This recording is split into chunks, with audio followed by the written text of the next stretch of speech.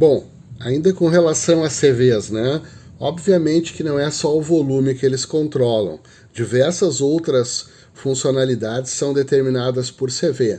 Por exemplo, aquele esqueminha de se a luz deve, o farol, né, deve acender só quando anda para frente ou só quando anda para trás, isso é definido por um CV dentro dessa configuração.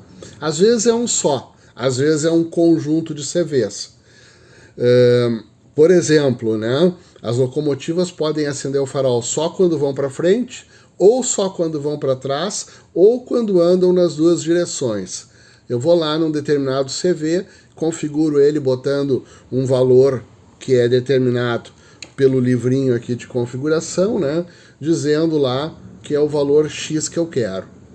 Outra coisa interessante, né? Talvez lá naquele vídeo tenha percebido que eu falei alguma coisa sobre velocidade do motor, ou seja, a curva que o motor tem de ganho à medida em que a gente acelera a locomotiva, né? Isso é definido por uma série de CVs, que a gente vai dizendo, olha, o primeiro valor de velocidade é esse aqui, depois o segundo valor de velocidade é esse outro, o terceiro é esse outro, o quarto é esse outro, e assim vai indo naquele conjunto que vai formando aquele gráfico que eu mostrei lá naquele meu vídeo, né? Eu não sou um cara que ande de locomotiva, a gente não tem locomotiva aqui no Rio Grande do Sul muito perto, né? Mas que eu saiba, a locomotiva tem aquela alavanca lá de marcha dela, como um trator, né? Tem um conjunto lá de 8 velocidades, pelo que eu sei, né?